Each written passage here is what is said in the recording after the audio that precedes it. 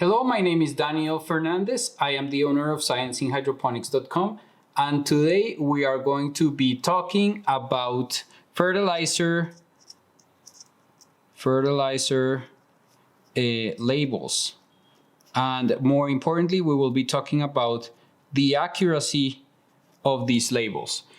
Because you might believe that what your fertilizer tells you, or what you get when you buy a fertilizer like a commercial hydroponic nutrient blended fertilizer, is accurate, but you're going to see that it is not for a variety of reasons. So let's first discuss what the label usually contains. So the label will be something like NPK, of a liquid fertilizer, or a solid fertilizer, but let's talk about the liquid fertilizers. So we have these labels NPK. So usually N is going to be the total nitrogen, and this will often be percentages, and most commonly this would be weight to volume percentages. And then P is not phosphorus as elemental phosphorus, but it's actually expressed as P2O5. And this is also going to be a percent. So this is expressed in this manner for historical reasons, but it relates to the way in which these fertilizers were analyzed in the past. But the important thing to know is that fertilizers do not contain phosphorus pentoxide. It's just the way that we choose to express it. So it contains phosphorus, and it contains phosphorus as phosphates or hydrogen phosphates, but we express them as the percent of phosphorus as phosphorus pentoxide. I know.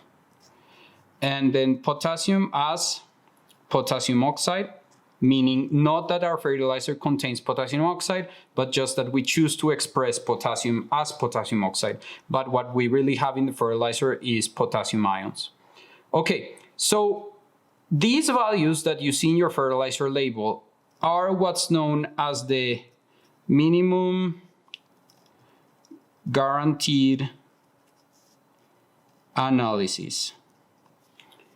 And this means that the fertilizer company guarantees that you would get these amounts in the fertilizer. So this means that the amount of nitrogen that you measure in a lab needs to be greater or equal than the amount on the label, that the reported amount. And the same goes for the potassium. It needs to be greater or equal for the phosphorus, sorry, and then for the potassium, it's the same. Anything that you measure in a lab needs to be greater or equal to the reported one. It can also be a little bit lower and you won't get into trouble, but in general, the guidelines say that you must be at least equal or greater. What does this mean? Well, it means that it can be above. So what this means is that while you need to be above or equal, it doesn't matter if you're way above. So for example, your measured nitrogen can be way, way bigger than your reported nitrogen, and there won't be any issue with this. So why does this exist in this way? Why do we have minimum guaranteed analysis and not like give us the number that you have in there? Well, this has to do with the errors in the fabrication of these fertilizers. So suppose you have potassium nitrate, that you're making a potassium nitrate fertilizer that is just potassium nitrate in water. So you're just going to make a fertilizer that is potassium nitrate in water. You need to measure two things. You need to measure a weight, so some kilograms of potassium nitrate, and you also need to measure some volume, so some liters or some gallons of water. Now, these two measurements have errors inherent to them. So you have an error here. Let's say you have an error that is plus or minus 1%. And then you also have an error here. Let's say plus or minus 5%. Now, whenever we prepare the fertilizer, we are going to account for these two errors. So let's say that I'm preparing 10%, that my target is to prepare a solution that is 10% potassium nitrate. So that I'll weigh 100 kilograms of potassium nitrate, and then I'm gonna measure 1,000 liters. So I'm going to prepare a solution that is 10% by volume, weight volume potassium nitrate. What is the maximum error that could happen here? Well, I could have both positive errors and negative errors. So what if I have the largest possible error I could have within 3 standard deviations, if these are what these errors represent, would be to have an error to the upside. So let's say I have 101 kilograms. I thought I measured 100, but I ended up in reality measuring 101. And then I err on the low on the volume. So I end up doing 950 liters. Then my final composition in this case would be 10.63% potassium nitrate. And then if I do it on the other side, so if I err on the low, then I would get 99 kilograms over 150 liters, which would give me 9.42%. So you can see that in both cases I am above or significantly below. So when I make the label of my fertilizer, if I calculate it just from the 10%, I would have an N of 1.36% and a K2O, a potassium as potassium oxide, of 4.6%. But what happens if when I make my fertilizer, I end up with this case? I will be significantly below these values if I register the fertilizer like this. So what we'll usually do is that we won't do this, but we will just reduce these values by, say, 10% or something like that, so that we will end up registering something like this. So what you will get will likely be close to this, but I register this because I always want to be above in case anybody sends my samples to the lab. Especially if the regulatory agency sends my samples to the lab, I want to be above. So I will underreport so that I'll always be above if somebody does the analysis. What this means for you as a user is that if you want to figure out how much nitrogen you're putting in, you will put way more than you think because you're basing your decisions on values that are underreported. So let's take a look at a real life example of the GH Flora Bloom fertilizer, which is a general hydroponics Flora Bloom.